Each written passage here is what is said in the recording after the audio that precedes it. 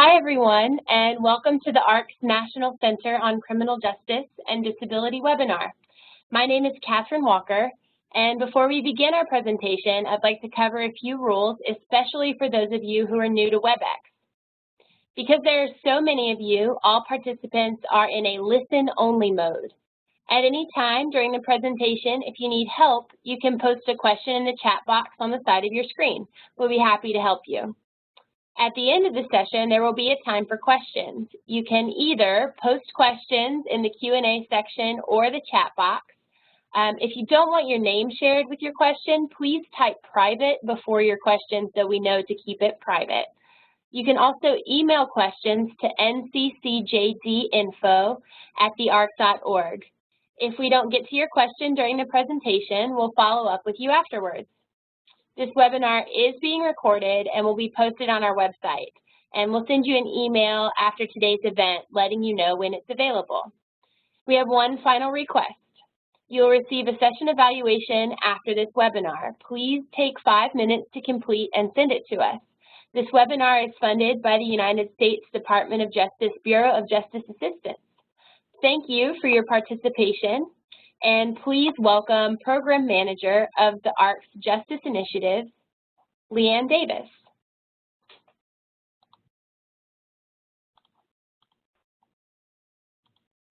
All right, hello everyone, and we are so excited to introduce this new series to you today. As Catherine mentioned, my name is Leanne Davis and I manage the National Center on Criminal Justice and Disability. And we're kicking off this webinar series for this year in 2015. This is our first one that we're focusing on victims' issues. And these topics that we're going over for the next year were selected based on consulting with our National Advisory Committee members. And we also have pinpointed these issues based on requests for help that we received through our information and referral service as well. So, for example, one area where we've seen a growing number of cases includes people with intellectual disability who are suspected of sexual offenses. So our next two webinars will cover this topic as well as juveniles with disabilities. So each webinar will be accompanied by a more in-depth white paper on that same topic.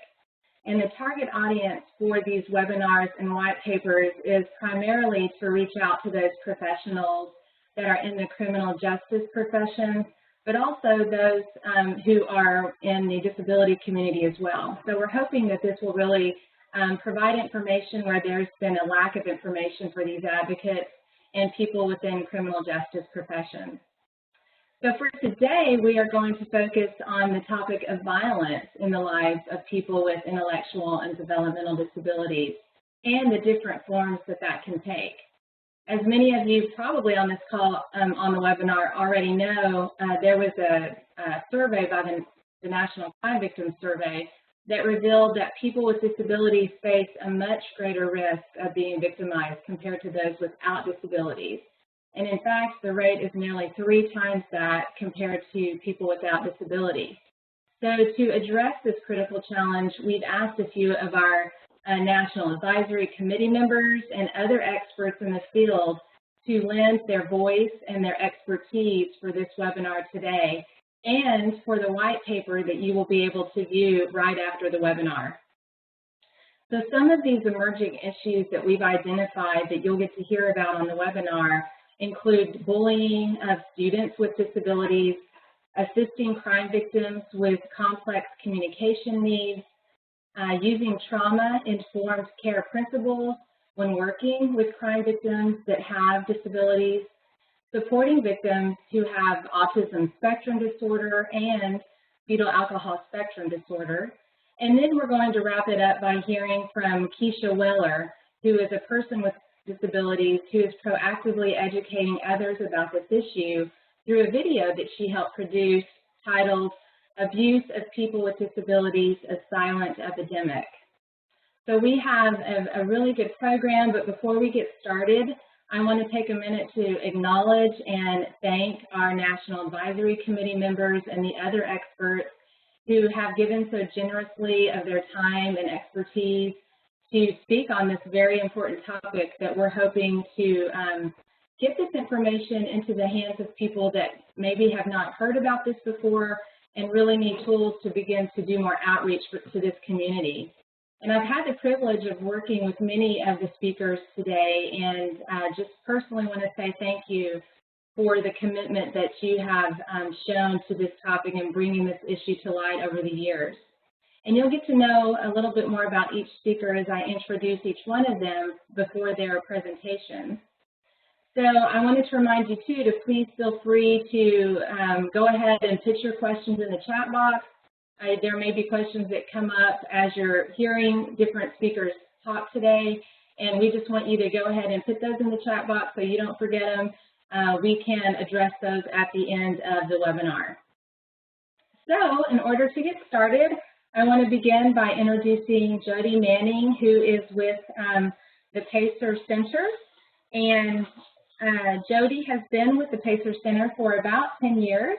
She serves as the Director of Parent Training and Information. She has presented workshops to parents and professionals on a variety of topics. She coordinates a number of projects and works individually with parents of children with disabilities. She's also the parent of a child with disabilities, and she has a background in both nursing and psychology. So I want to thank Jody for being on the webinar today, and we're looking forward to your presentation on bullying of students with disabilities. Let's see if we can get her video. There we go. Hello, everyone. Can you hear me? Yes. Wonderful. Thank you. As Leanne said, my name is Jody Manning, and I'm from Pacer Center in Minneapolis, Minnesota. And for those of you who are not familiar with Pacer, it stands for Parent Advocacy Coalition for Educational Rights. Pacer was founded in 1977 and created by parents of children and youth with disabilities to help other parents and families facing similar challenges. Today, Pacer Center expands opportunities and enhances the quality of life of children and youth with disabilities, young adults, with disabilities and their families. Pacer is staffed primarily by parents of children with disabilities. We started working in the bullying prevention arena as students with disabilities are bullied at a greater risk than their peers, and we saw a large increase in the numbers of calls related to bullying. So we decided that something must be done to help our children go to school in a safe and supportive environment. In the year 2006, we formally opened the National Bullying Prevention Center with a mission of actively leading social change so that bullying is no longer considered an accepted childhood rite of passage. Pacer provides innovative resources for students, parents, educators, and others, and recognizes bullying as a serious community issue that impacts education, physical and emotional health, as well as the safety and well-being of students. And I want to direct your attention to 3 web pages where you'll find a great deal of free and downloadable resources. The first website is pacer.org/bullying, and that web page is dedicated to parents and professionals. We have 2 additional web pages that are dedicated to young people. The second one is pacerkidsagainstbullying.org, that is intended for elementary age and some middle school students. And then the third web page is pacerteensagainstbullying.org, that is intended for middle school and high school students.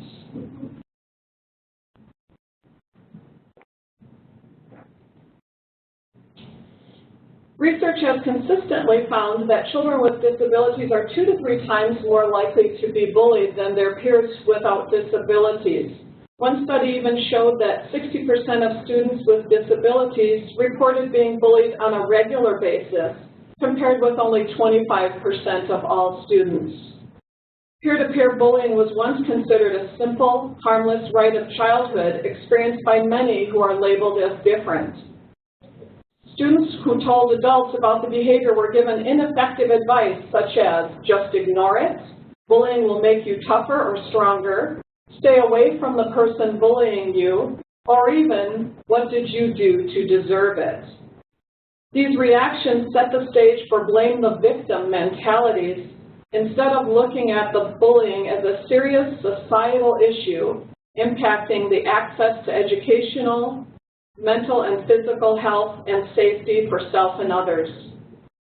Students who are targets of bullying are more likely to experience lower academic achievement and even dropout, higher truancy rates, feelings of alienation, poor peer relationships, loneliness, and oftentimes end up being diagnosed with medical conditions such as depression. We must do everything we can to ensure that our schools are safe and positive learning environments where all students can learn. It is also important to note that students with disabilities do have legal rights when the bullying is based on their disability, and they also have some resources, some very important resources to help them, all of which will be the focus of my next slides.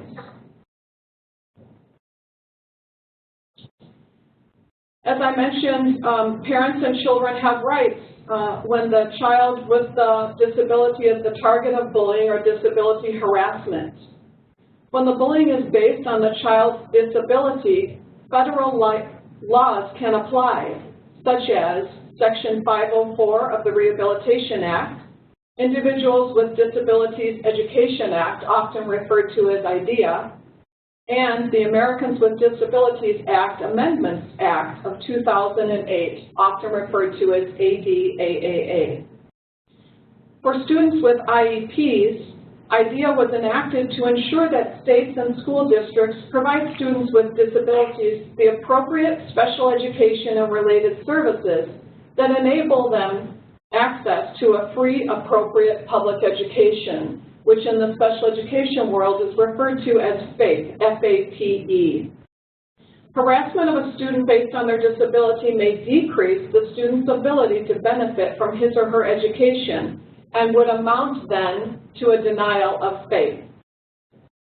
State departments of education enforce the denial of FAPE, and while we recognize at Pacer Center that it should be a last resort, if the bullying is not dealt with appropriately, parents can file a complaint with their State Department of Education. I will be sharing information with you today about some lower level opportunities to try to resolve the bullying as well.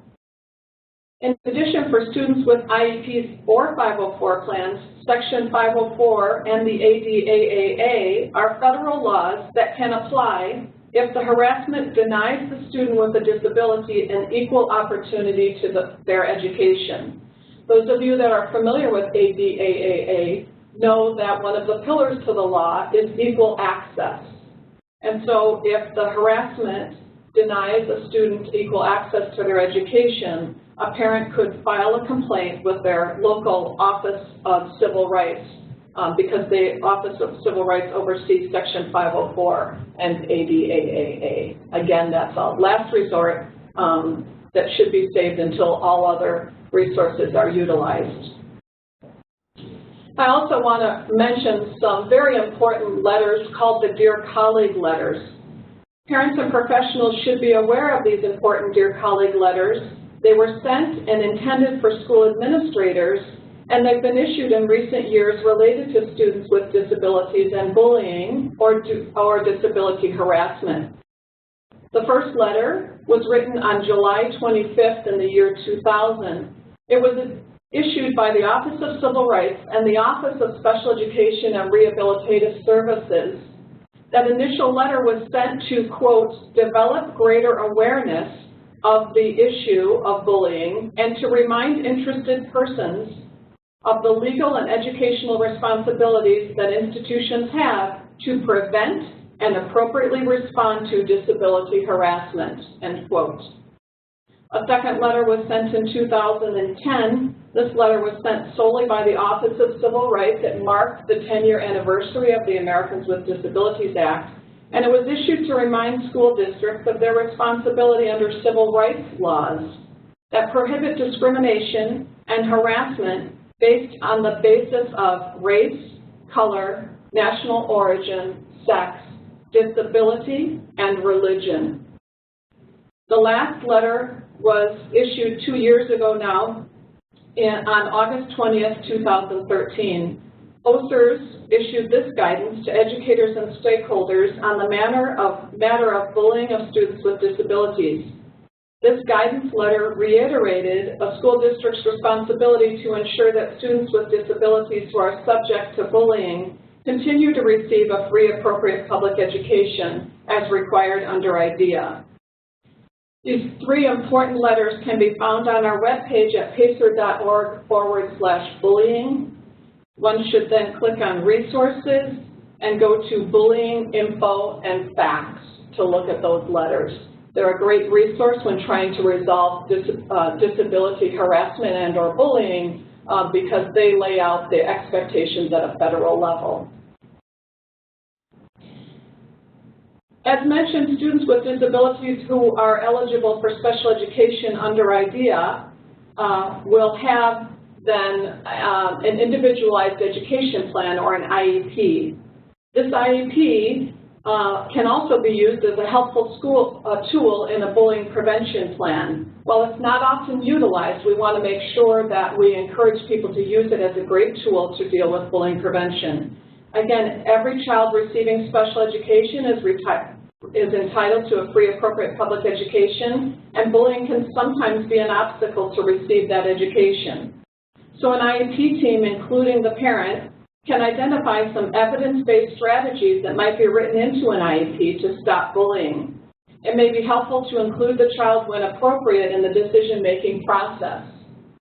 Some suggested strategies might include identifying an adult in the school who the child can report to or go to for assistance, determining how school staff will document and report incidents, allowing the child to leave class early to avoid hallway incidents, and holding separate in-services for school staff and classroom peers to help them understand a specific child's disability. Educating peers and school district policies on bullying behavior. Ensuring regular reassurance from school staff to the student that he or she has a right to be safe and that bullying is not his or her fault.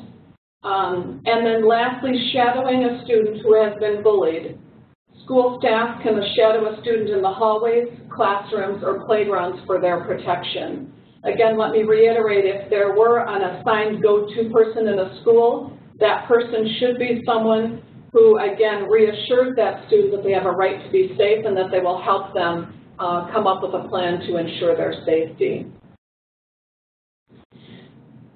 Last slide, I want to talk about some resources that we have available at PACER's National Bullying Prevention webpage. The first one is template letters to report bullying behavior. Parents should contact school staff each time their child informs them that he or she has been bullied. We have created 3 letters that parents may use as a guide to write a letter to their school. These letters contain standard language and fill-in-the-blank spaces, so the letter can be customized for the child's situation. Our sample letters can serve 2 purposes. First, the letter will alert the school administration of the bullying and your desire for interventions against the bullying. And in fact, if you look at our letters, you'll see that we actually ask you to give the school a very specific deadline of when you would like that to be completed. Secondly, the letter can serve as your written record when referring to events. The record or letter should be factual and absent of opinions or emotional statements. As I mentioned earlier, there are 3 sample letters for parents to choose from. There is one for all children, one for students with 504 plans, and the third one is for students with IEPs. Data is very important. If information is not in writing, it does not exist. So parents should be sure to keep a copy of the letters for their records. These records can help parents keep a concise and accurate timeline of events. Again, these sample letters are available on our webpage, pacer.org/bullying. The second resource I wanted to share with you is a student action plan. This should be used only once a student has an understanding of how to recognize bullying. But if they do, it's a great tool for helping students think through options and resolve the bullying to be involved in the solution. The format of the Student Action Plan includes 3 simple steps that provide the opportunity to explore specific and tangible actions to address the situation. This can provide the student who has been bullied in school a sense of control over the situation. It can help them recognize that you are willing to listen to them and take action, and it reassures them that their opinions and ideas are important. A reminder, it's never up to the child to fix the situation, but it's important for them to be part of the solution and have a voice if appropriate. So the Student Action Plan is a 3-step process, essentially. The first step is the child should think about the bullying that they've experienced. Secondly, they then consider how the situation could be different. And next, they think about the steps needed to make those changes happen. I'll give you a perfect example that I have used this Student Action Plan with a student. I'm going to call this student Johnny, and he's a 4th grade student, and he qualifies for an IEP under the ASD, or Autism Spectrum Disabilities category. And when we asked Johnny to explain step 1, the bullying he experienced, he explained it like this. He said when he went into the lunchroom and got his tray of food and went to a table, if the table was empty, he would sit down and start eating, and no other students would join him for lunch. If, on the other hand, he joined a table where there were students sitting at the table, the students would then get up from the table and leave Johnny to sit alone by himself. When we asked Johnny to consider how he would like that situation to look differently, of course, Johnny's response was, I would like to eat lunch with other kids like everyone else. And when it came time to come up with the steps needed to make the changes, this bright, young, beautiful 1st grade student said, I have some ideas that I'd like to share with you. And so as the IEP team sat around the table, Johnny said, here's my idea. I would like to have a VIP table in the lunchroom, and at 6 years old he knew what VIP meant. And he said, I would like to invite 4 of my friends to my VIP table every day, and I would like for us to be able to go through the lunch line for an extra dessert every day, so we would get 2 desserts. And the IEP team, thankfully, decided that 2 desserts was something that they would be able to do to support this student. The IEP team decided they would come back in 2 weeks to see how the situation is going for Johnny. When we met 2 weeks later, Johnny's response was, it's going well, but there's more work to do, and so I'd like to continue the process, but change it a little bit. And so the team was eager to hear from this bright young man, and he said, for the next 2 weeks, Mom, I'd like for you to come to my school every day for lunch. And you can imagine her joy that Johnny was inviting her to school lunch. And he promptly said, no, that's not actually the plan, Mom. The plan is that you would drive through the McDonald's drive-thru, pick up 5 Happy Meals, and drop them off at the office every day for my VIP table, and we'll pick them up for a period of 2 weeks and take them to our VIP table. Very bright young man, as I said. When the team came together 2 weeks later, it was a beautiful story in which Johnny felt completely fulfilled. He felt as though the students, instead of recognizing Johnny as a messy eater, a know-it-all, someone who interrupts, they now saw Johnny as a really bright young man, someone who knew more about rockets than anyone else they knew. He could tell great jokes, and he was very funny and had a great laugh. So that's my simple example of the Student Action Plan. Let me say that we also hear from school districts themselves who are using the Student Action Plan with students that are using bullying behavior and need some assistance with changing their behaviors. So while it wasn't intended to be a tool in that way, schools are seeing that great success. The last program that I wanted to highlight today is our peer advocacy program. And we can never underestimate the power of bystanders in bullying situations. The 2 factors that are highly indicative of becoming a target of bullying are social isolation and a vulnerable reaction to behavior. So as you can imagine, students with disabilities may have few or no friends. It's much easier for someone who bullies or picks on students to do that when a student is alone and doesn't have a friend looking out for them. So PACER's peer advocacy program creates a formal process that identifies, trains, and supports a designated group of students who watch out for students with disabilities. The process establishes a support system from peers, as well as logistics for adult supervision and support. Such powerful engagement of peers to intervene in systemic ways is a powerful step to reducing bullying. Peer engagement reduces bullying in the school climate. Research has shown that more than 50% of bullying situations stop when a peer intervenes. Peer influence is very powerful. Excuse me.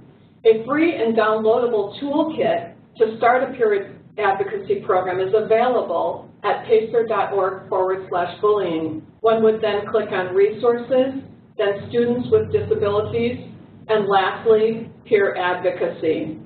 I would encourage anyone that might be trying to sell this program to a school administrator, let's say, that you look at the video. There's a video on our webpage of students that have utilized the peer advocacy program, and out of the mouths of these babes that went through this junior high program is some very powerful information about the information and knowledge and experiences that they have received by participating in the peer advocacy program. Lastly, I want to state that anyone may please feel free to contact PACER's National Bullying Prevention Center for more guidance, more specific guidance as necessary. Thank you so much for your time.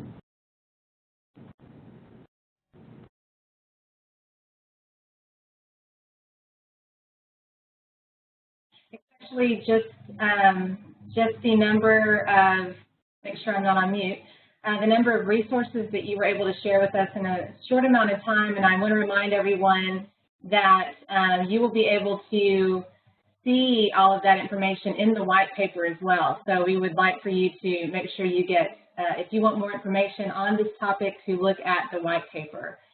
And also a shout out to Julie Herzog, who's the director of PACER's National Bullying Prevention Center, who helped co-author this white paper, and just for all of the wonderful work that PACER has done around this issue of bullying. We really appreciate your work on that. And now we want to move along to Beverly France, who is with Temple University's Institute on Disabilities. She will be speaking on complex communication needs.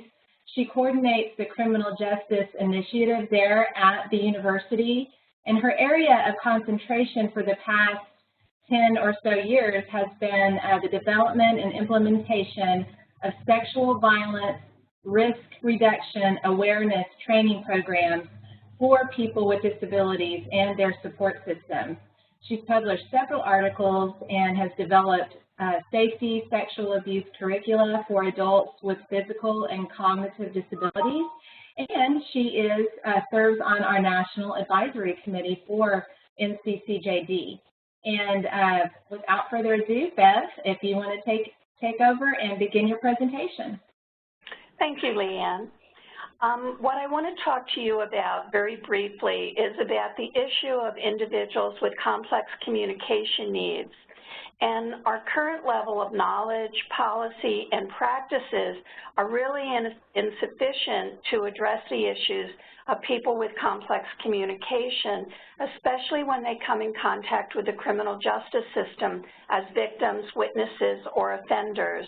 And individuals who have complex communication, for this presentation and in a general sense, are people who have significant speech difficulties that make it very hard for someone else to understand them, especially somebody who isn't familiar with their communication style. Particularly when you think of the criminal justice system, the system works very rapidly.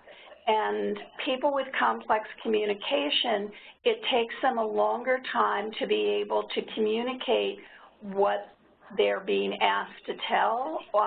It makes it very difficult for them to be able to report or disclose abuse.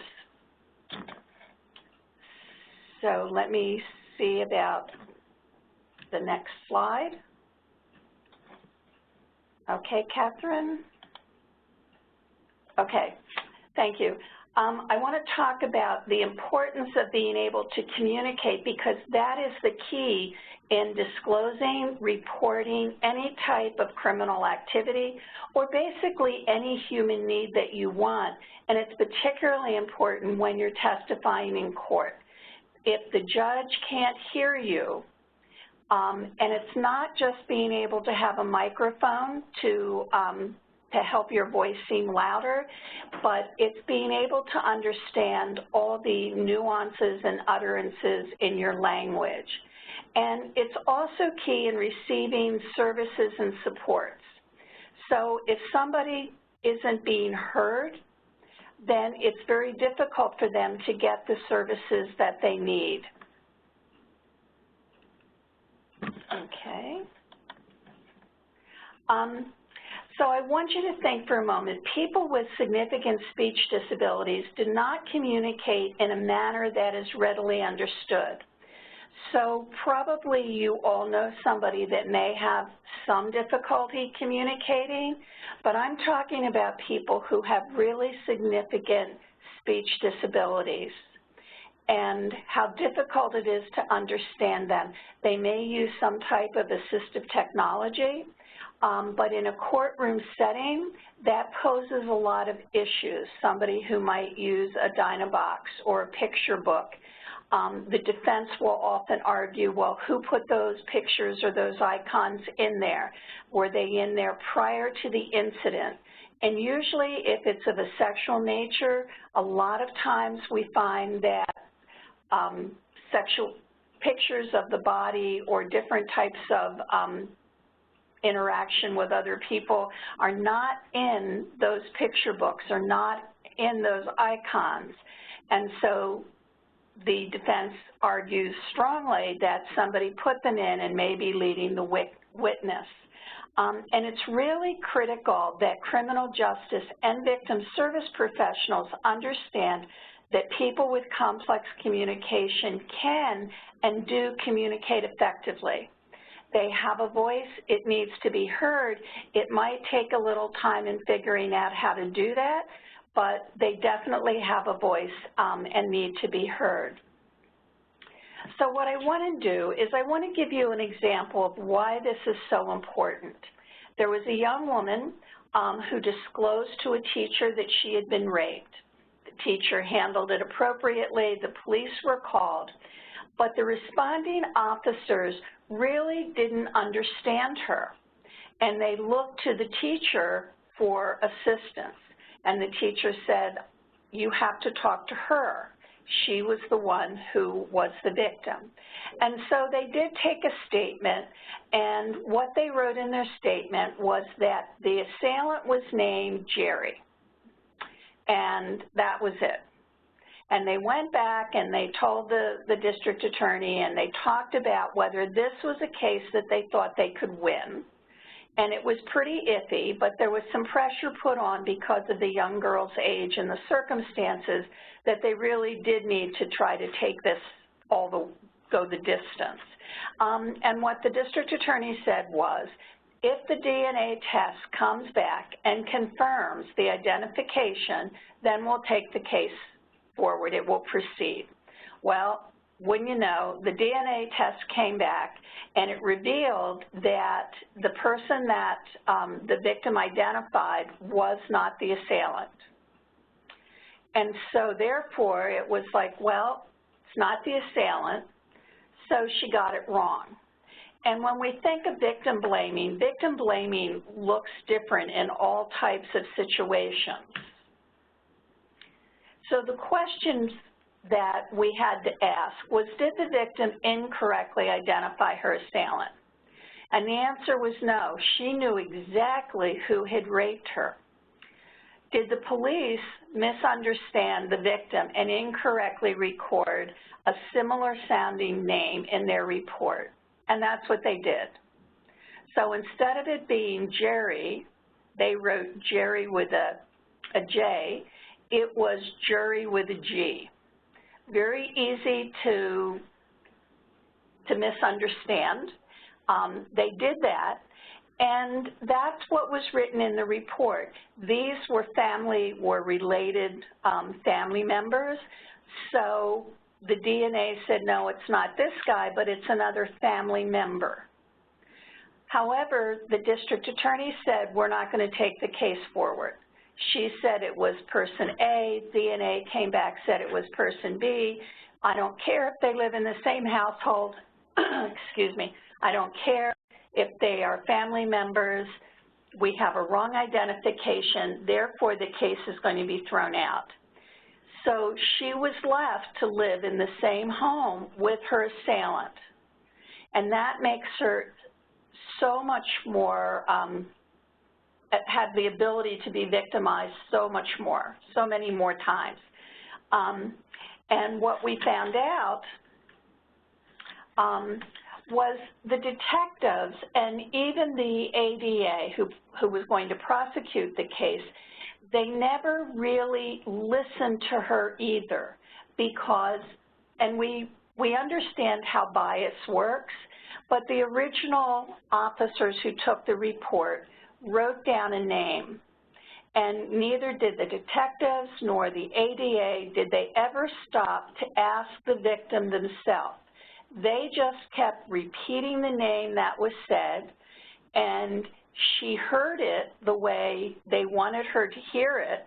And when she tried initially to say no, she thought there was something wrong with her, that maybe there was just something not right.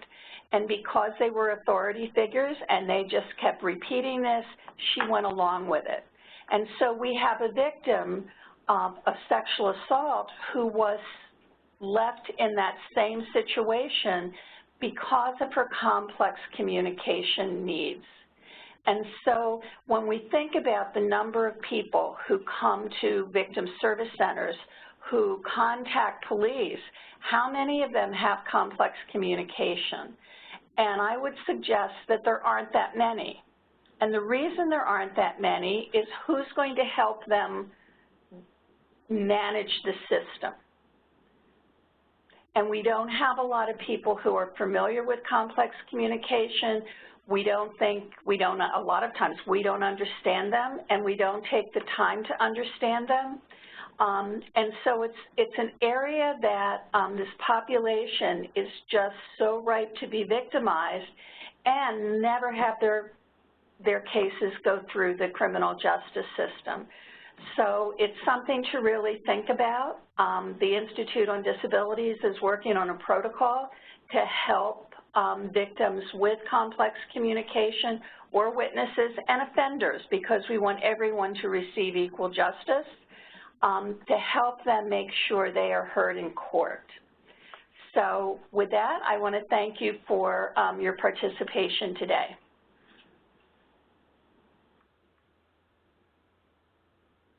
All right. Thank you so much, Bev. And your work is so important because of the issue of just credible witnesses within the criminal justice system. I mean, that's something that we hear about within the center time and time again. And I know you and I have had those discussions around people being able to be seen as credible witnesses. So this work is very important, and we look forward to seeing the protocol that the Institute is working on. I'd like to go ahead and move on to Don Davis-Brodeur with the ARC Baltimore, who will be speaking to us on trauma-informed care. Don is a licensed therapist who has over 21 years of experience providing psychological support to individuals with intellectual and developmental disabilities. She's the director of training for the ARC Baltimore, where the focus of training is on developing the skills of direct support professionals to incorporate trauma-informed interventions into everyday interactions with the people they support. And she's also consulted with the Maryland Commission for Effective Inclusion of Individuals with IDD in the development of the trauma-informed care component of the training for law enforcement. So we are very excited to have her join us today. This whole issue of trauma-informed care as it applies to people with disabilities is so important to this work. And so we look forward to hearing your presentation and then learning more about that in the white paper. So I will turn it over to you, Don. Hi, good afternoon, everyone. Can you hear me? Yes, I can hear you. Okay, great. Thank you for this opportunity. I'm really excited to be able to talk to such a big crowd about trauma-informed care today. There's been a lot of talk in the mental health field for many years, actually, about trauma-informed care, but it hasn't really come to light within the intellectual and developmental disabilities world until the past couple of years. Karen Harvey has been a huge proponent of incorporating trauma-informed care into working with people with intellectual and developmental disabilities. I've worked with her for many years, and through that, we've really come to believe that and know that really the trauma-informed approach is a way to really help people get through the trauma they've experienced and come to healing through the process. Now, a trauma-informed approach really relies on three separate elements. First is actually realizing that how much trauma the people that we support have been through throughout their lives. That's a really critical component of this, because there are times when the trauma has not been documented, and because it's not documented, it's assumed that it hasn't happened. And that couldn't be further from the case. The second pillar of the trauma-informed approach is to recognize how that experience of trauma impacts what the person in front of you is doing in the here and now. We'll talk in depth about that. The last part of it is, given all of that knowledge of, realizing how prevalent the trauma is and recognizing how it's impacting the person, how do you put that knowledge into practice? How does that drive how you approach a person that you're supporting or that you're coming upon that has an intellectual and developmental disability who's come in contact with the criminal justice system? So first, we're going to start with realizing the prevalence of trauma. To do that, we need to know what we're talking about, and I'll be on the same page there. What trauma refers to is an intense physical or psychological stress reaction that could be as a result of a single event, multiple events, or a set of circumstances, and that is experienced by the individual as something that's physically or emotionally harmful or threatening, and has the potential of having long-term lasting effects on the person's individual physical, social, emotional, and social well-being, and spiritual well-being. So trauma is not just the event. It actually encompasses the psychological scars that are left behind from those events that could be influencing what the person is doing today. Now, given that, it's like, what's the prevalence of trauma? There was a large-scale survey that was done a couple of years ago, I believe it was in 2012, of people with all different types of disabilities. They weren't saying just people with certain types of disabilities. It was a large-scale study, and they did break people into groups when they had that information. But overall, what they found is that 70% of the people that were completing the survey reported being victims of abuse, with 62% reporting that they were abused. 62% of the people with intellectual and developmental disabilities reported that they had experienced abuse. 90% of the people reported that it happened on more than one occasion, with 39% of the people with intellectual and developmental disabilities reporting that it happened more than 10 times. This is a huge number with a huge impact on people with intellectual and developmental disabilities. And in the majority of cases, in over 60% of cases, the abuse was not reported to the authorities. Reasons they gave, futility. It's not, if I report it, it's not going to make a difference. fear of retribution. You know, I'm still going to be left with the person who I just said abused me and actually did abuse me, but nobody's going to believe me, and I fear that. I fear that kind of retribution. Or, and sadly, lack of information. They didn't know either who they could report it to, how they could report. That's really, you know, incredibly impactful. That, you know, these are the reasons why it wasn't reported. When getting it down to bullying, which really amounts to emotional abuse, when 73% of people reported being victims of bullying, and it occurring on multiple occasions, with 38% of those reporting it saying it happened over a course of multiple years. And it was occurring not only in one setting, most of the time it was reported to happen in school, but also was occurring in the neighborhood or in the home, or even in the work setting. And 89% of people with autism that were surveyed said that bullying occurred more than once, with 44% of them saying it happened 10 or more times. This is a huge impact on people with intellectual and developmental disabilities.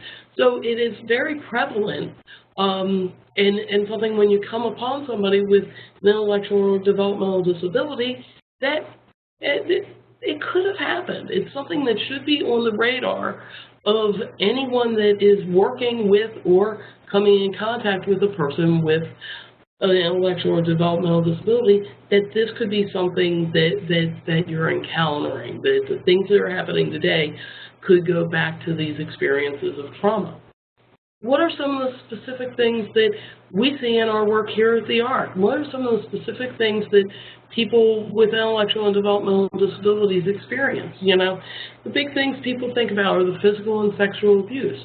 The things that people don't necessarily think of as the big traumas are things like bullying, which we already talked about today. You know, just being identified as being different. You know, exclusion from events, community events, and segregation.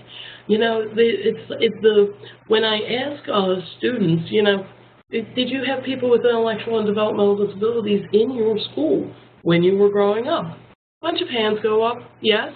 Yeah, we had people with those types of disabilities in the school. When I ask, were they in every class with you? The response I get most of the time is no. It's like, okay, so what classes? It was usually art, music, PE are the ones that people report. That's where the classes they were in. Then I ask the question, when they weren't in class with you, where did they go? And the answer usually is, they went back to the special ed wing. They went back to their classroom. Just being sent back to that is segregation and exclusion from the greater school community. So, you know, people that we support, just by the nature of the supports that they've received throughout their life, may have been traumatized by the very things we've done to help them be included within the settings that most kids or even adults their age are doing. Other experiences, you know, there are many institutions across the country that have thankfully closed, but there still are institutions that are open throughout the country. Anyone that's seen the Willowbrook video knows the horror of, you know, the neglect and the abuse that was occurring in those situations. So, and many times, you know, somebody was removed from a family that loved them. You know, many families, sending their child to an institution was not something that they necessarily wanted, but this is what they were advised to do. Now, this child or young adult that was sent to the institution against their will, taken from everything that they know, and perhaps it wasn't communicated with them, you know, this is what's happening, this is what's going. Just that trauma of being removed from family, and sometimes, you know, being in multiple foster care placements, you know, being taken from one setting, placed in another, where you don't know what's going on. That's a traumatic experience. even when the foster care placement is appropriate, when removal from one setting and being placed in another one is wholly appropriate, it really is in the best interest of the person, still there's that trauma that goes away, it goes along with everything that you know being taken from you. There also, people experience the uncertainty of safety and other basic needs being met. If you don't know when your next meal is, I've worked with a number of people over time who experienced homelessness along with their intellectual and developmental disability as a child. And, it's like they never had anything, that they had to really fight for anything, even the scrap of food. Those kinds of needs being met and not being satisfied at an early age can leave long-standing scars for a person. So, knowing all the stuff about, the types of trauma that people have experienced, how often it's occurring, how does this impact what the person is doing in front of you in the here and now? Now, one thing that we know is that people with intellectual and developmental disabilities are 7 times more likely to come in contact with law enforcement than the general population, as either the alleged perpetrator of a crime, a witness to a crime, or a victim of a crime. This is why it's so important for us to do work with law enforcement and the criminal justice system in general to help educate on, how do you interact and how do you approach people with intellectual and developmental disabilities in ways that don't re-traumatize the person. Why are some of the specific ways that a person may contact law enforcement? It may be in the course of a medical emergency. Remember, I was working with a gentleman who he actually fell down and broke his arm, and the 911 was called, the ambulance came, and when they arrived and started providing medical treatment to him, he started becoming very physically aggressive towards the EMTs. So the police arrived. Come to find out, what we knew was this gentleman had a lot of bad experiences with any kind of medical treatment. So the EMTs came on the scene, started doing some stuff to treat him, and he, out of just complete fear and desperation, started being physically aggressive towards the EMTs. The police arrived, and the police officer recognized what was going on, and it was his approach that actually helped to completely de-escalate the situation. The person was able to actually take the ride to the hospital in the ambulance and receive treatment because of the way that the officer approached the person. And that's why it's so important that we work with law enforcement to teach them effective ways of approaching people who may have been traumatized. Another thing is, they may come in contact with law enforcement because of the suspected abuse. It may be reported to the police that we suspect that this person has been abused for whatever reason that suspicion comes up. The officers need to really have an idea of how to, and everybody in the criminal justice system, how to interact with the person in not a leading way, but in a way that really recognizes that there may be other factors here that are influencing the answers that the person is giving. Maybe fear that I'm going to still be with my abuser. Maybe an experience in the past that I wasn't listened to, or I was then abused more afterwards. So, we need to be very sensitive of that. Or, people talk about coming in contact with law enforcement because of whatever, quote-unquote, behavioral emergencies. The person being physically aggressive, engaging in property destruction, yelling or disruption, theft, or, running away, or the person being a missing person. They've run away from their home. But, that running away could all go back to an experience of trauma that occurred long in the past. So, knowing those things, the first 2 points, how do you respond by putting that knowledge into practice?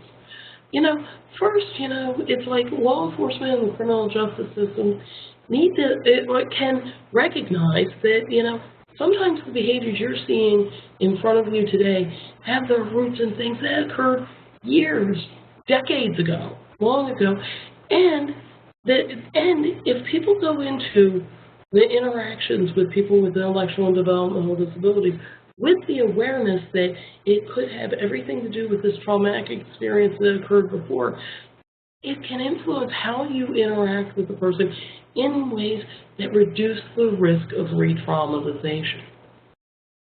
So, the things to be aware of, being sensitive to the fact that the person may be very sensitive to the person's tone of voice, the body language, and the words that are being used. One of the things that we talk about when doing trainings with police officers and new recruits is, that assessment process. As I'm talking to someone, if I say something and I see this reaction, is that really a reaction where I need to come in closer to the person? Do I need to back up? Do I need to adjust what I'm doing so that I can bring the person back to a state of calm? Another thing that I find, and experiences of the people that I've supported have said, is it makes them so mad when people don't communicate directly with them. The last speaker was talking about how, it may be difficult to understand the person. If they take time and slow down, I keep on hearing from officers when doing trainings that it's like we're taught to come on the scene and assess in 30 seconds and know where we're going within 30 seconds.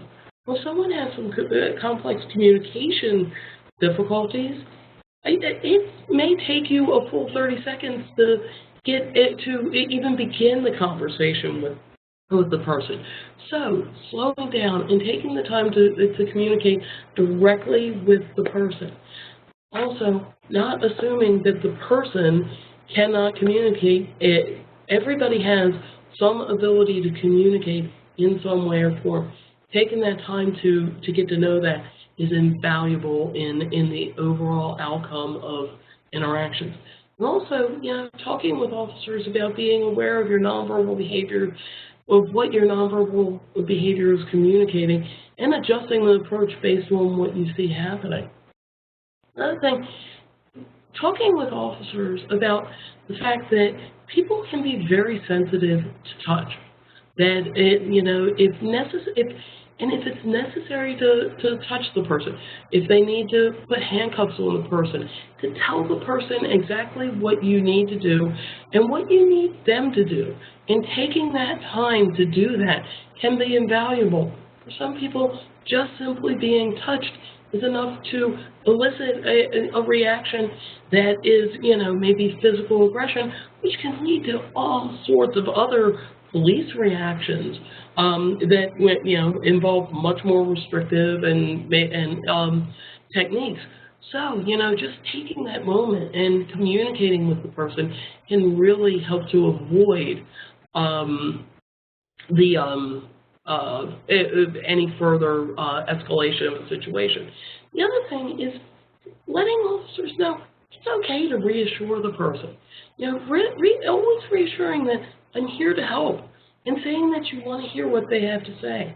Depending on the situation, if you're coming on to a case where, the person is potentially a victim of a crime, just making the statement, you're not in trouble here, can be incredibly powerful.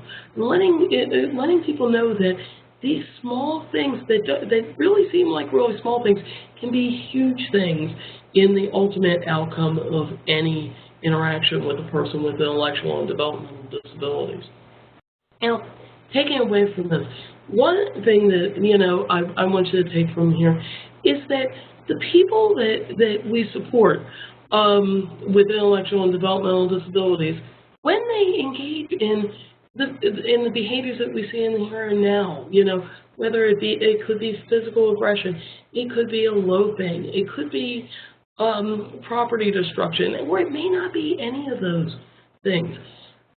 These behaviors develop out of a need to cope with traumas that have occurred in the past. So the person is not doing these things with malintent. The person is doing them as a reaction to trauma. They may be completely freaked out, and this is the way that they can cope with whatever is going on around them. And when we take that malintent out of it and recognize that oftentimes the things that we're seeing are ways of coping that have developed, that have worked for the person over time, it really colors the interaction very differently. And I also want you to take from here that simple adjustments can really make a big difference.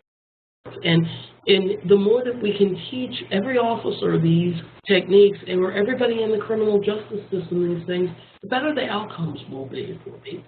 So thank you very much for your time.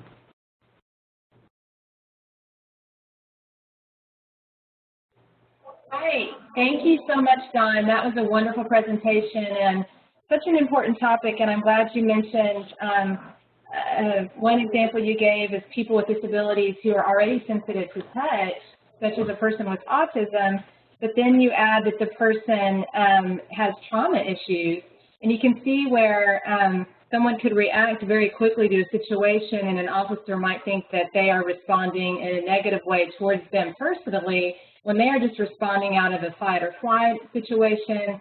These are, looking at the trauma issues are so important. So that's why we felt it was great to have you on the webinar today, and I appreciate you being here with us, and also the information that will be in the white paper that goes into more depth on the topic. So thank you, Don. And now we'll move on to Kathy Mitchell, who is with the National Organization on Fetal Alcohol Spectrum Disorder. And she is going to talk more about issues specific to victims who have this type of a disability. And Kathy is the Vice President and International Spokesperson for NOFAS, and a noted speaker and author on FASD and women and addiction. She served on many expert panels and special committees, including the World Health Organization, the U.S. National Task Force on FAS, and SAMHSA's FASD Center for Excellence. And she's written several chapters and articles on FASD and the NOFAS guidebook for parents and caregivers. And Kathy and I have spoken together before and worked on this issue around victims with FASD. So I'm so excited to invite her to today's webinar and thank her as well for the contributions that she provided for the white paper. So Kathy, if you're ready.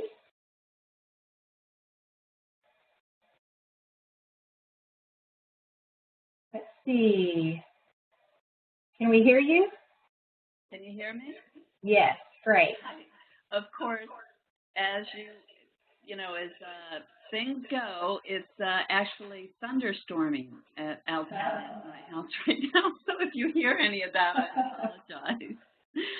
Okay. Well, thank you so much. I just wanted to thank Leanne and Catherine for including me in this, and I really am so honored and already learned so much. I mean, what a lineup, and this work is so important, and I just wanted to thank the ARC for what you do on this topic, because it's certainly a topic that's near and dear to my heart, and one that we certainly need to do more awareness on. Okay, I'm moving the slides. There you go. Can you see the slides as I'm moving them? Yes? Yes. Okay, good. Okay, so today I want to give you just a brief overview of fetal alcohol spectrum disorders and how individuals are victimized. And I think one of the challenges of talking about FASD is that a lot of folks really don't know what FASD is. So in this particular presentation, I have to give a little bit of an overview of the disorder, just so we all understand who's affected and what FASD looks like, basically. And FASD is caused by drinking alcohol during pregnancy, so there's no other cause for FASD. And of course, alcohol is a teratogen or a toxin. So if a pregnant mother drinks any alcohol during pregnancy at any time, it can result in a number of anomalies, birth defects. And the real issue with this, of course, is the lifelong brain damage. And I'll walk you through some of the ways this can manifest. So people don't outgrow FASDs. FASDs, as I'm talking this afternoon and say FASDs, I'm referring to an umbrella term that would include all of the diagnoses or disabilities associated with alcohol and pregnancy. So, of course, there's fetal alcohol syndrome, which is the one that most people are familiar with. That is the one that's most visible or the easiest one to actually diagnose. And the criteria for a diagnosis of FAS includes specific facial features, some growth retardation at any one point in the person's life, and some measurable central nervous system or brain damage. And partial FAS is where an individual would not meet the full criteria, but has some of the partial effects. And with FAS and partial FAS, a physician, of course, always wants some very concrete reporting of maternal alcohol exposure, but they can diagnose without the mother stating that she actually drank, because so often individuals have been diagnosed from, adopted from other countries, or maybe the mother is deceased, and so on and so forth. Alcohol-related neurodevelopmental disorder, and then the newest disorder known as NDPAE, neurodevelopmental disorder associated with prenatal alcohol exposure. Both of those disorders define individuals that have brain damage but don't have the visible facial features nor the growth retardation. And of course, under the FASD umbrella, we also know that fetal and infant death are also common effects to prenatal alcohol exposure. So when we talk about FASD, one of the issues has been the prevalence studies. FASD is really tough to measure for because we've got not only people not being diagnosed, but we have, individuals that don't meet the full criteria, of course, and a lot of individuals, their effects don't really show up until they are of school age or sometimes even older than that. Now, some of the newest NIAAA or National Institutes on Health prevalence rates show 1 in 50 school-age children with an FASD. And you can go to the NIAAA website to read about Dr. May's newest rates there. And so if you were to add up, add the numbers of disabilities or syndromes that are much more commonly known and identified, FASD are higher than all of those that are listed combined. And there's a lot of worry and fret, which there should be, over mothers that use other recreational drugs, including cocaine, certainly heroin now. We've got a heroin epidemic. We've got opiates, prescription opiates. But, the fact of the matter is that according to the Institute of Medicine, of all substances of abuse, including heroin, cocaine, and marijuana, that alcohol is going to produce by far the most serious neurobehavioral effects in the fetus. And just a little bit about NOFAS. I've been involved with NOFAS really since the very early years. We are celebrating our 25th year, or we just recently celebrated our 25th year. And our vision is a global community free of alcohol-exposed pregnancies and a society supportive of individuals living with FASD. So, of course, this effort here is something that we feel very strongly about and care deeply about. If you go to our website, you can find all kinds of information. I will bring your attention to the fact that we do have a weekly online newsletter known as the NoFast Roundup. You can contact me directly, and I'll have my email address at the end of this, or go to the website to sign up for that, and I would strongly encourage everybody to do that. And we also have, we participate in Twitter, we have a Facebook, and it would be really great to get folks to sign up and like us and to connect with your organizations. And we also have 2 DVDs I wanted to mention, the 8 Magic Keys, which was developed by Deb Evenson and Jan Lutke through the Anchorage School District, and In Our Own Words. And our Andy Ketcher, our media expert at NoFast, created that video, and it's all individuals with an FASD telling their stories. So I think it's a good way to learn about FASD. Kathy, can you move your screen down a little? We just can see your face right now. I mean, there we go. Okay, sorry, I had to switch computers. My computer locked up. So most cases of FASD are never diagnosed, like I had mentioned before, and few physicians and healthcare professionals are trained on how to diagnose.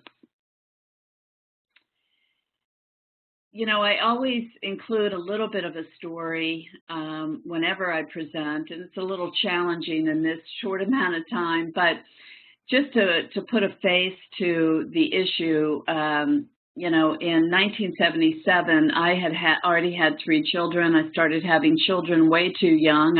I grew up in an alcoholic home, and as a result had a lot of the behaviors and characteristics that go along with growing up in a pretty chaotic environment. I was, you know, a child of the 60s, and it was drug, sex, rock and roll, and, you know, these are a photo of my 3 children in 1977. And I think for me, one of the things that happened was I was using a whole host of illegal drugs, but when I found out I was pregnant, I would get clean because I was pregnant and wanted to have a healthy baby, and would drink basically wine. I drank wine not every day, but on the weekends. And, you know, I'll tell you, I'm a woman in recovery today, and with over 30 years of recovery, you know, I can look at this picture and I'm still learning about some of the ways my children have been affected, because I think one of the things we're learning is that some of the effects from being prenatally exposed may not really manifest or become apparent until individuals grow up and they become adults, because there's certainly a lot of the physical issues, diseases and autoimmune issues and things like that that my children live with are probably due to being prenatally exposed. So in 1977, as far as I knew, my children were all healthy little kids. And so I had no idea that alcohol was causing disastrous effects on my children, you know, and no one ever addressed the fact that you shouldn't drink during pregnancy. And of course, the paper didn't even come out in the U.S. until 1973. I had already had 2 children. But unfortunately, I continued to drink throughout additional pregnancies. And here in 1983, here is my daughter, Carly. She is the artist that created the logo for NoFast that you saw in the first slide. And Carly has full-blown fetal alcohol syndrome, but at that point in her life, we thought she had cerebral palsy. That was her diagnosis. And this picture, I think, is important because we can look at Carly's face and see that she's got a very thin upper lip, and the area above her lip, her philtrum is very flat across. And if you were to measure the openings of her eyes, we would find that her eyes were just a little bit smaller than what would be in the normal percentages. And her head circumference was small, so she had microcephaly. She was very thin and had a hard time gaining weight. So these are all of the, kind of aspects or symptoms of from being prenatally exposed to alcohol.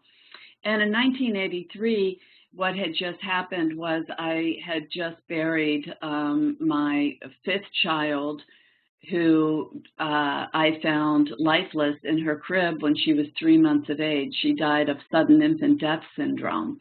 And 2 years before my daughter died, my son had died at birth. And again, I had no idea that both of those deaths were probably a direct result of me drinking during pregnancy. No one had ever mentioned it, and if anything, I thought maybe the drugs I had used, especially earlier when I was younger, maybe played a role in some of the things that had happened with my children. I had no idea that it could have been alcohol. So Carly was diagnosed at age 16, and unfortunately, that's still the story for so many families, is they spend years and years and years trying to figure out, what's happening with their kids, and it turns out that they, when they get the diagnosis of FASD, they just can't believe that it took so many years and seeing so many health professionals. And the fact of the matter is, for us, once Carly got the diagnosis, I was new in recovery. It really helped us as a family. It helped Carly. We worked on a show for Law and Order to help to educate people about FASD, and we've been able to do a lot of things that I believe have helped a lot of people. But unfortunately, doing all that good work doesn't mean that we haven't had some really tough days as well. And I just wanted to tell you a quick story, and it really ties in so well with a lot of the information that we've already heard today. And, Carly has been victimized, not once, but twice. And both in her situations, both times, she was in transit with people that were hired to drive people with disabilities. So the first time it happened, she was on her way home from her job, and she was in a Metro Access bus. And instead of bringing her right home, the driver took her to the park across the street and, and molested her. And Carly came back and told me the story of exactly what happened. Of course, I called the police. Carly, we filed a report and did all the things that you should do, help support Carly. We got her counseling. And she had to get on that bus not once but twice to retell the story, and she did not miss a beat. And with telling exactly what happened and exactly what was said and done to her. And, the prosecutor here in Maryland met with us as a family and said, now this driver has failed his polygraph not once but twice. We know this happened. She said, Carly didn't miss a beat. We know what happened, but we are not going to charge him. And exactly for what was being discussed earlier, Carly does not make a credible witness, and it's my job to win cases. And so that was my first introduction to what goes on in this world. I call it a conspiracy because so many people are aware of it, but nothing happens. And unfortunately, we went through a couple years of being very fearful. Of course, the only way for Carly to get to her job that she loved so much was to take public transportation. She didn't want to get on a bus anymore, and of course we honored that, and we got her cabs through Metro Access. So we worked with them to try to get a regular driver, and they refused to work with us, and lo and behold, Carly was picked up by a cab a few years later, and instead of taking to her job, she was taken to a park, to a porta potty, where she was violently raped. And the great news is that you know, she survived it. I think a compelling part of this story is he drove her to work afterwards and told her that she owed him $1.50, which was her discounted rate for being disabled, and Carly went in her purse and paid this man $1.50. The great news is that he is serving a 20-year sentence because we took it all the way, and this guy was charged. But one of the things that's very disturbing is to find out that this man had a long record that was not even accessible to the police because he had done some horrific things, I know, to one child in Texas, and he had served 7 years for some heinous crime, but it was called a sealed envelope crime because they wanted to protect the victim. So those are some of the issues I think we need to figure out how to get around. But anyway, now I'm going to transition very quickly into just telling you a little more about FASD because I really want the audience today to really understand this disability. Again, alcohol is a teratogen. That means it's an agent that can kill cells. It causes cell death and cell anomalies. And any time during the fetal development period, any time during pregnancy, the fetus can be affected because the brain is growing every single day. Okay, so depending on when the drinking occurs will predict the type of birth defect we might expect to see. And even if the children or an individual has the dysmorphic facial features, like these 3 children here seen in this slide, it doesn't mean that it's visible to the majority of people. So you can easily see how these children could be in a classroom or a setting where people don't quite understand that they have a very significant developmental disability. So again, it really is about the brain. Sometimes the brain can be so affected that it's visible to the human eye, as in that photo there. And if you look on the left side here, you see a list of issues, of domains that most individuals with FASD have some issues in.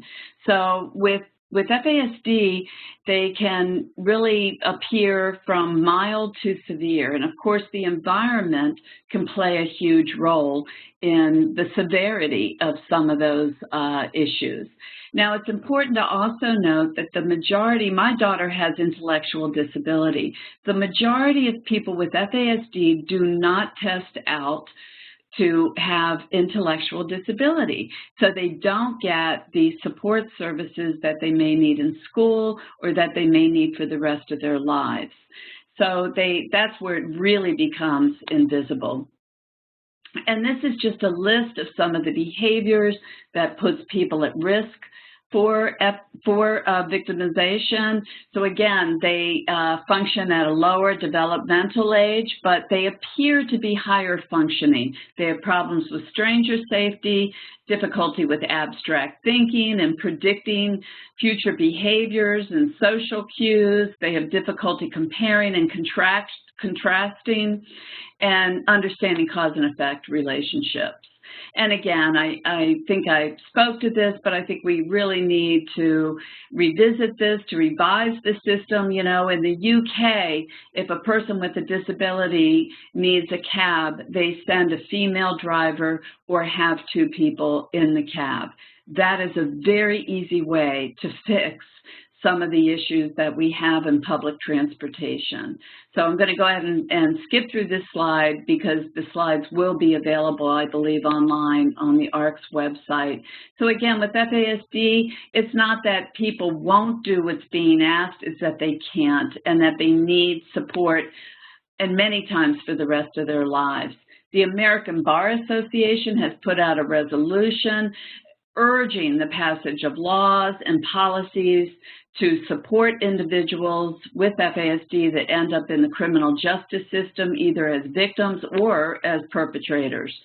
The American Academy of Pediatricians has a great toolkit on their website. The CDC has an app. ACOG has a web page. And certainly the ARC has a whole website devoted to FASD.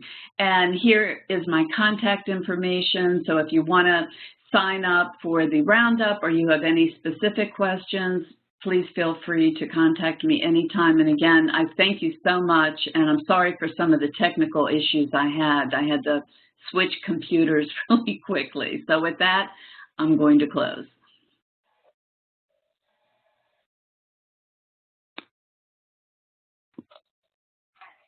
Every time I've been able to hear Kathy speak, whether it's about just your story as your family got started, and especially about Carly and the issues that she experienced as a crime victim, it just inspires me further to continue this work, and I'm just so thankful for you to be on this webinar today, and not just today, but all the future speaking out that you will do on this topic. So truly, I thank you for being here and for everything that you submitted for the white paper as well. So let's move on to Carolyn Gamicia. She will be speaking to us on the topic of victims with autism spectrum disorder. And she is with Lean on Us. She's the executive director of Lean on Us, which is an organization that was co-founded in 2002. She's also a Partners in Policy graduate, and she served on a number of boards of disability-related organizations and committees in the past 16 years, and has also served her community as a law enforcement officer for 21 years. So she has a very unique perspective on this issue due to her professional, volunteer, and personal background. She has a sibling, or she is a sibling of a brother with epilepsy and also has a son with autism. She also serves on our National Advisory Committee, and we welcome you, Carolyn, and we are ready to listen to your presentation. Thank you for being with us today. Thank you, Leanne. I just wanted to apologize for not being on video. We're actually on a college campus doing a training today, so I had to run off and squeeze this in, but I do appreciate you addressing it. Yes, we're glad to hear it.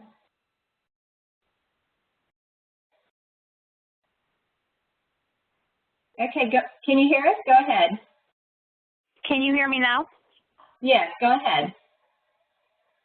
Okay, I wanted to first thank you for having this webinar and for inviting me to present today. And I apologize for not being on video. We're actually training at a college campus today, so I had to run and I'm using my phone. So, but I do appreciate the time. I also wanted to thank you and the Center for producing the white paper, and wanted to tell the attendees that there are additional resources available on the National Center on Criminal Justice and Disability website on autism. We were unfortunately limited to 2 to 3 pages for the white paper, and that's very hard to do on any subject matter, especially for me. And so I do want to thank you. It's a wonderful resource, and I would ask everyone to please share it with as many people as possible. Leanne has also advised you on my background and why I'm involved in this matter. My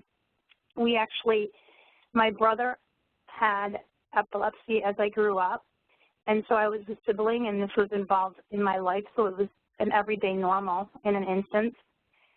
Today, he probably would also be diagnosed on the autism spectrum because he had very many of the behaviors and characteristics that people with autism have. He actually died in 1999 from a restraint death, and so that is one of the reasons, too, that we developed Lean on Us to ensure that our son, who has autism, doesn't have that type of encounter.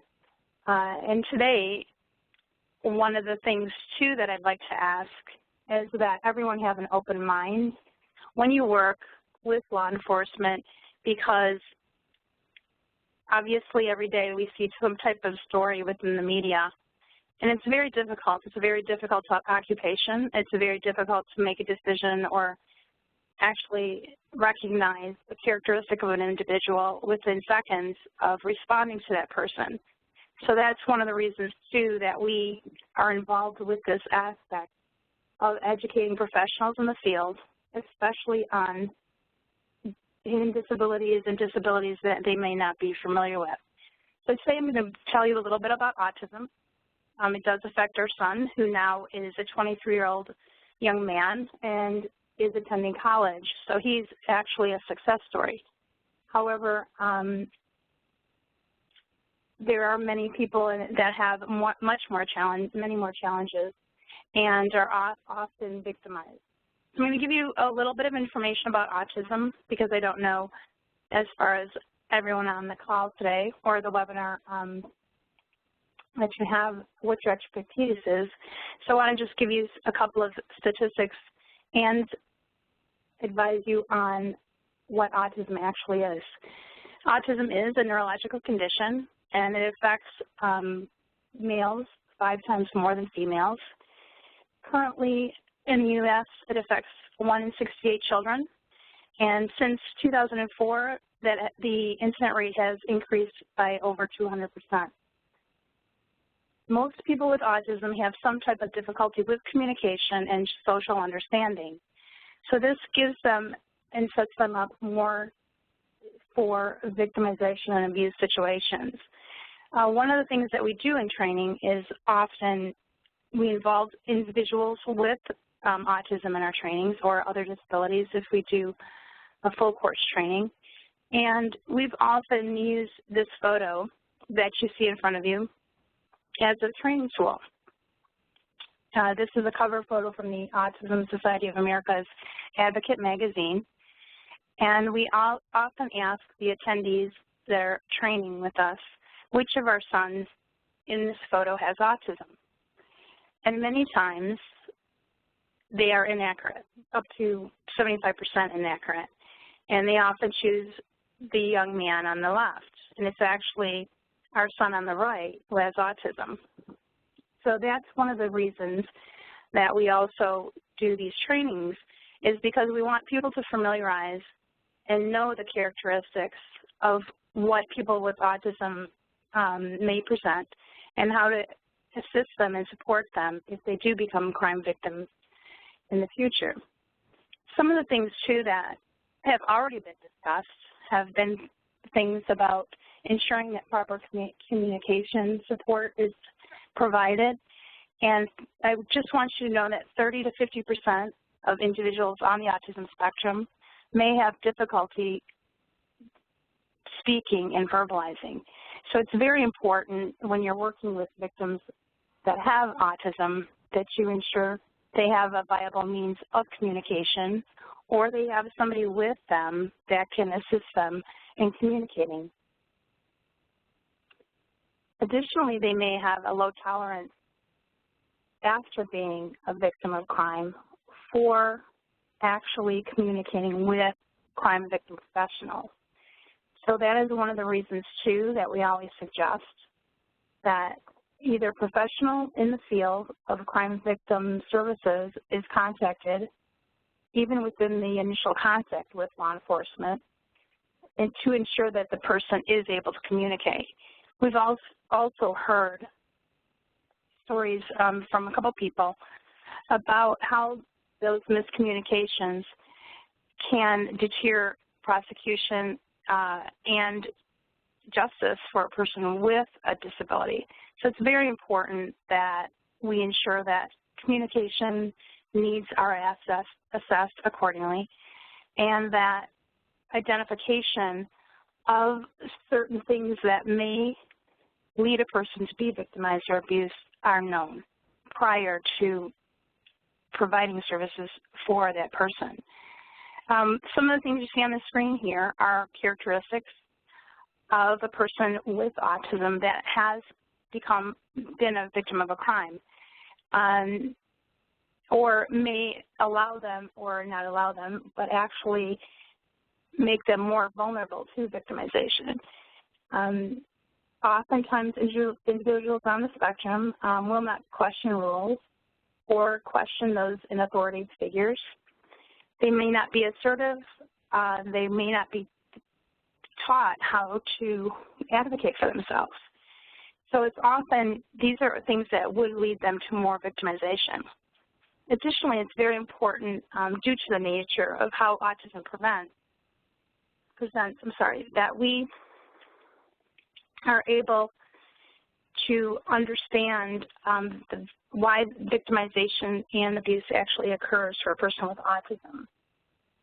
These are some of the factors that would involve why somebody would have an increased or heightened victimization rate. Some of those things would include the individual's reduced privacy, lack of teaching regarding healthy sexuality and decision-making, reduced expectation by caregivers and others, rewards provided for obedience and passivity, limited friendships and increased social isolation, as well as negative attitudes toward disabilities. One of the things that we've seen recently, and it's already been addressed, about how victimization occurs in the area of bullying and harassment. But for individuals with autism, this seems to be on the increase. We actually recently did a presentation regarding hate crimes against individuals with disabilities, and we've seen quite a few public displays of harassment or bullying of individuals with autism. One of the most publicized was the bucket incident of a young man who was 15 years old in Ohio who had been treated terribly by some of individuals, teenagers who were his friends. That video was shown across the country and is an example of what's transpiring for many teens and adults with autism. And this happens if there are no age limits of what is transpiring, and this has been happening across the country and more in the public eye recently, unfortunately. In assisting victims of crime with autism, it's very difficult to assess oftentimes what has transpired. And what we do ask is that those crime victim professionals that do assist individuals with autism realize that many times during these heightened anxiety situations, a person with autism can lose up to 30% of cognitive ability if they are in a heightened anxiety situation for more than 5 minutes. This actually happens to all of us and is not specific to autism, but will also happen to the officer or emergency medical professional that's assisting the person at the time of the incident if they are responding when it had just occurred. So oftentimes during these contacts, there are many missed chances to ensure that the individuals with autism are properly served. In 2006, the Autism Society of America, leaned on us, and the Howard County chapter of the Autism Society of America did a networking national grant with the Department of Justice and the Office for Victims of Crime. During that grant, a survey was taken of over 1,500 individuals on the autism spectrum and their caregivers, and it was revealed that 35% had been victims of crime. Additionally, 29% had indicated they were victims of bullying or harassment, 17% reported physical abuse and assault, 13% reported being survivors of sexual abuse, 9% property crimes, 8%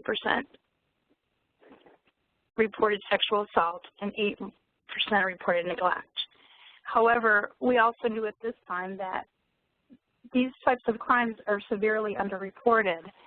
And when we did the survey, many of those individuals that responded that had autism were thankful that somebody was finally listening. Many people indicated that they had attempted to seek justice and report that they had been victimized, but their cases did not go to prosecution for a variety of reasons. that was one of the reasons that we actually did, and we created a training program that's called the Crime Victims with Autism Assistance Education and Training. And this was funded by the DOJ OVC project. And part of that process was developing 6 fact sheets for crime victim professionals in the area of law enforcement, emergency medical service, child abuse counselors, judicial sector, domestic violence, sexual assault, and social worker and counselors. We additionally created 2 brochures, and if you go to the link that's up on your screen right now, you can actually download every one of these resources free. And the fact sheets themselves are 4 pages of information regarding that are specific to those types of crime victim professionals and assist each professional area with tips, characteristics that they may see with encountering people with autism, and additionally resources that are nationally known to assist individuals with autism and the people that are supporting them in the field. The 2 brochures that you see here additionally are available. One is for victims of crime that have autism, and one is specific to caregivers of victims of crime who have autism.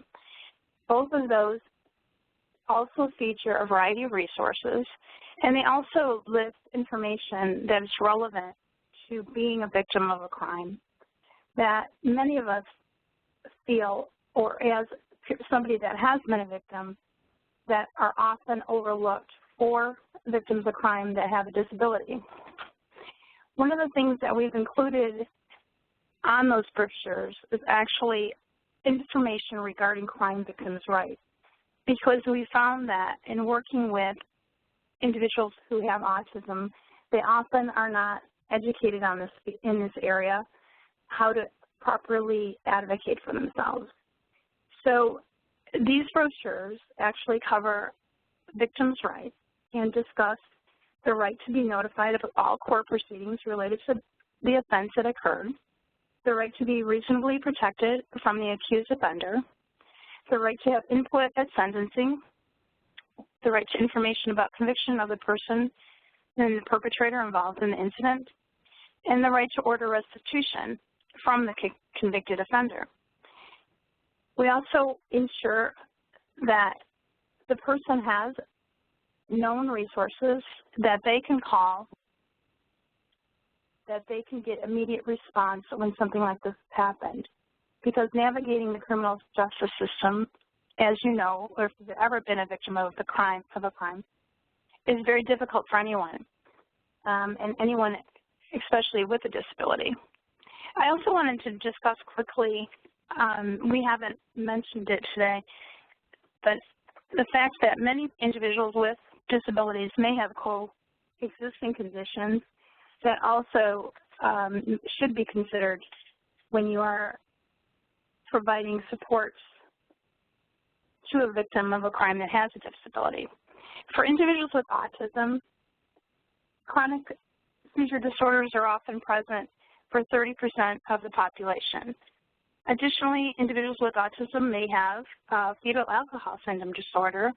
They may also have a mental health disorder that should be considered, and many have been found to suffer from post-traumatic stress disorder for a variety of situations that has not been addressed.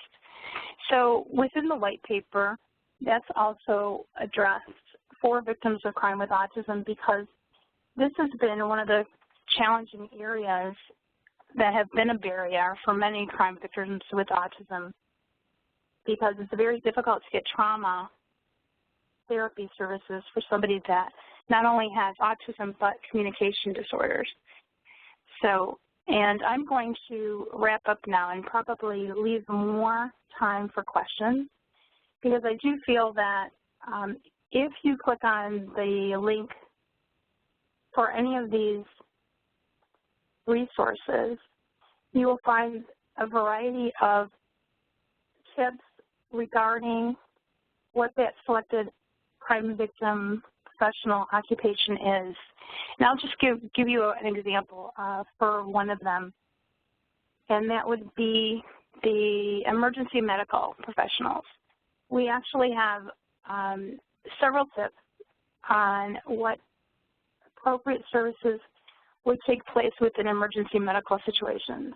And for crime victims, this is very important because not only will there be situations you would have to collect evidence while treating an injury, but also in circumstances related to survivors of sexual assault.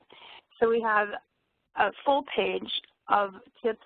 There's 12 tips on there for emergency medical professionals. Another one that we have had some excellent feedback on is our fact sheet for the judicial sector, which covers not only judges but attorneys and advocates. And within that fact sheet, we offer information on what the appropriate services would be regarding court preparation and also assisting in preparing for a case and obtaining appropriate forensic interviews, identifying expert witnesses, and also preparing the victim of crime with autism for the judicial process. So we've had some very good feedback on that fact sheet.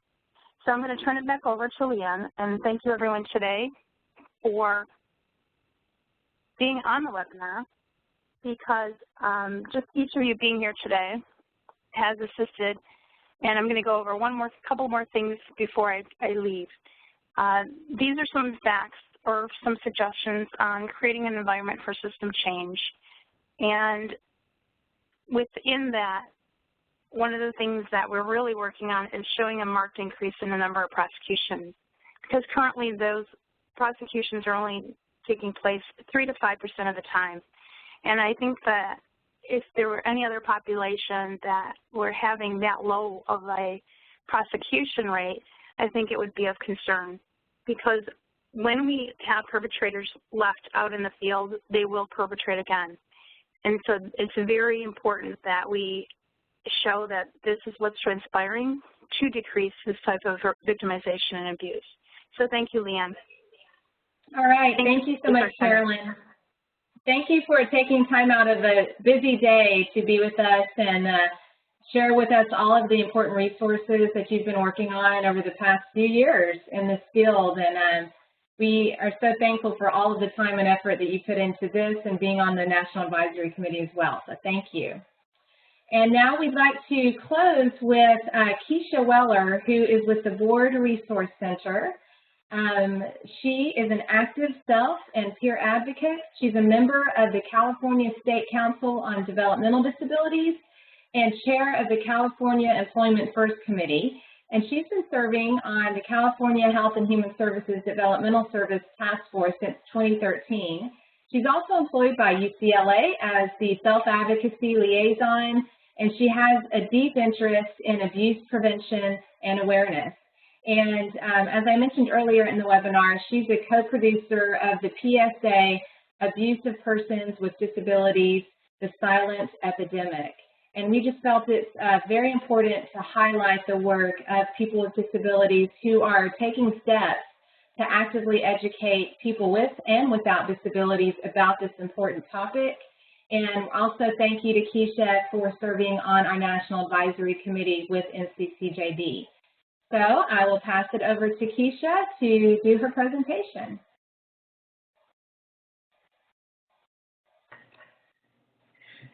Thank you so much, Leanne. It is a great pleasure to be here.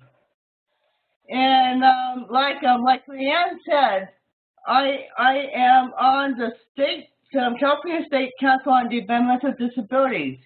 And one of the things that my personal missions on the State Council is to bring abuse prevention to the forefront on the State Council on Developmental Disabilities.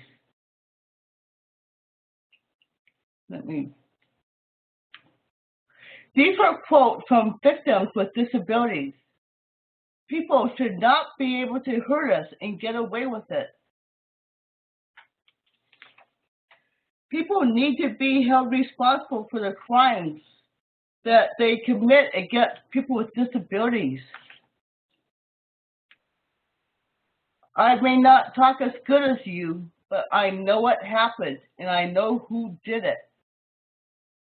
Just because I have difficulty saying what happened, it doesn't mean that I don't know what happened. The detective and my lawyer, they believed me. It makes me and others with disabilities feel validated. We know what happened. It is important that the people who are there to protect us believe us.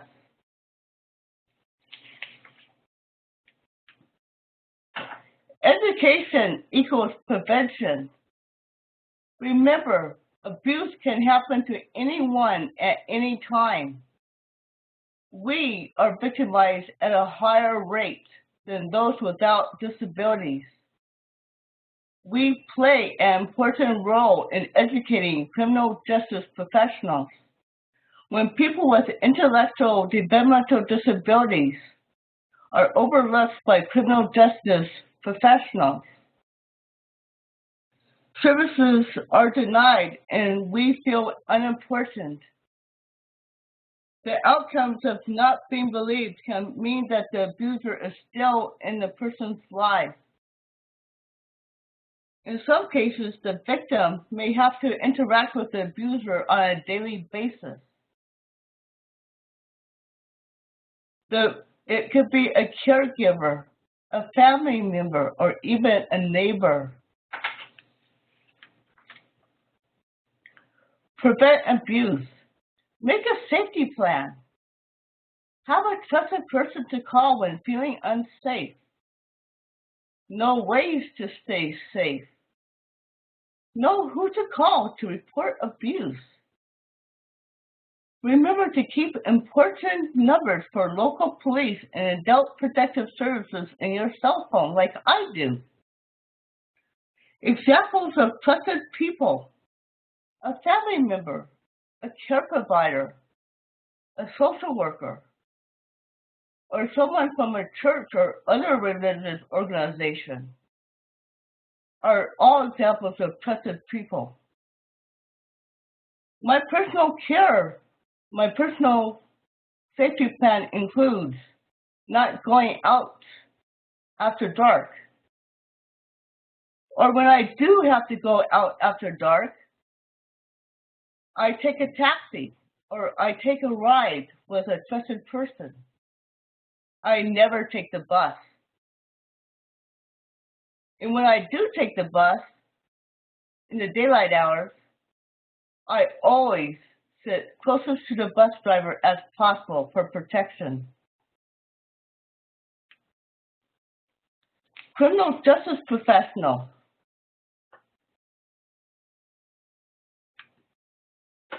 Talk about safety in ways that you do not scare or overwhelm the person. Use everyday language. Be familiar with different types of disabilities. Be knowledgeable about ways people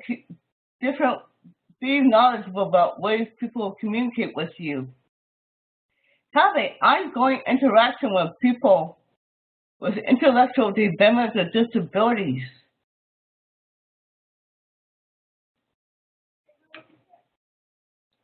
I'm going to tell you a story about an abuse incident on a bus, on how I talked about. I'll just get into the story. I was on a bus that made infrequent stops. There was a man beside me. He leaned over and he touched me inappropriately. I was scared. I felt trapped. I did not know what to do. I endured. When I got home, I talked to my trusted friend. We went to the police station and we filed a complaint. I stuttered when I was trying to file the complaint. The police officer, he got frustrated with me because I cannot recall all the details. But I finally filed the police report. But the results were good. Because the thing is that I know how to better take care of myself, and I have a safety plan. I know how to protect myself. Reasons why people do not report: fear of not being believed, more abuse, of being blamed, of losing their services, of losing their home, of their jobs, of their family, losing their friends, not belonging, of not being educated about their rights, of not being in trouble. That one is particularly very important because as friends, because as children, we are taught not to make waves. We are taught to be compliant. We are rewarded for being quiet and respectful to authority figures, even though they're harsh and mean to us. How to talk with people with disabilities. People with intellectual and developmental disabilities. Ask what the person needs to make the interview safe. Allow plenty of time. Use everyday words that everybody understands. Meet one-to-one with the person. Include their trusted person if requested. Meet in a comfortable place with few distractions. Give the person time to tell their full story. Ask open-ended questions like, can you tell me more about? Avoid rapid-firing or wide questions. And always remember, a person who's nonverbal can still communicate with you. Asking me rapid-fire questions can cause me to stutter and become flustered. Asking other people rapid-fire questions can cause them to be quiet and numb. Asking me repeated why questions can cause me, while reporting a crime, can cause me to be confused. What should we do next? Talk about abuse and how to stop it. That's very important. Learn how to support people who report. Continue training law enforcement personnel. And here's my favorite. Include people with disabilities in training teams. Nothing about us without us. The reason why it's a great idea to include people with disabilities in training teams is that we can speak from the first person perspective. And that is important to remember.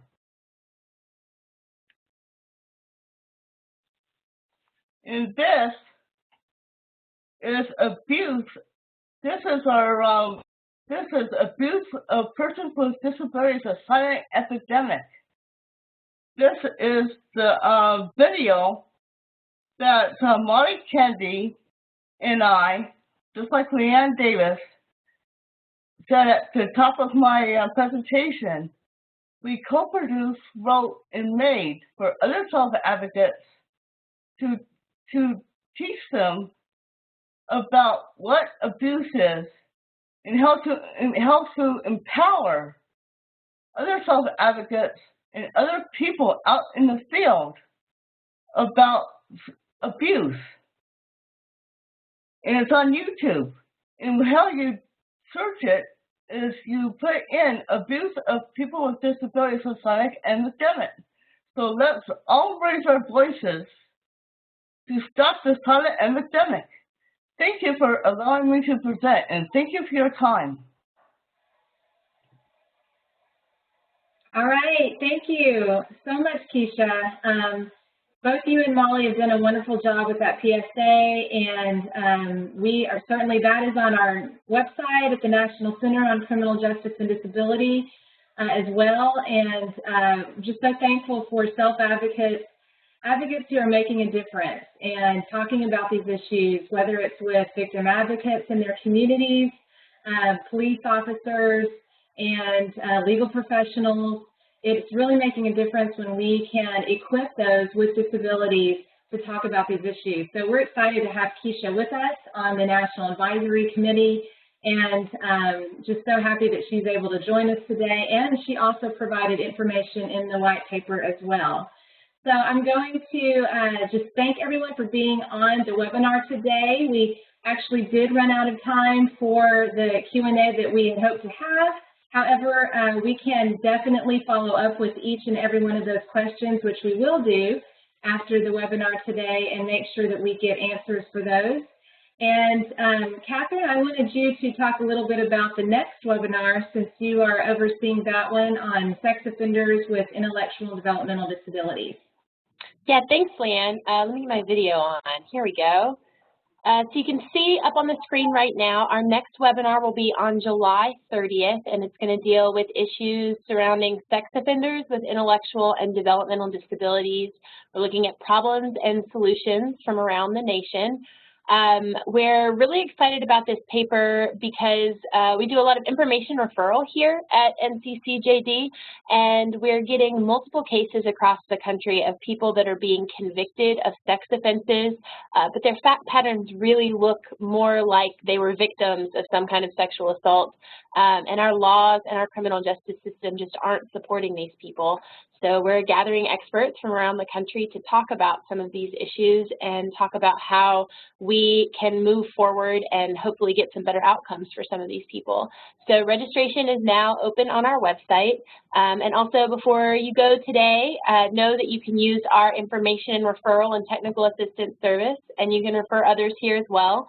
You can share your story and help us raise awareness about these issues. And if you have any questions, contact us at nccjdinfo@thearc.org.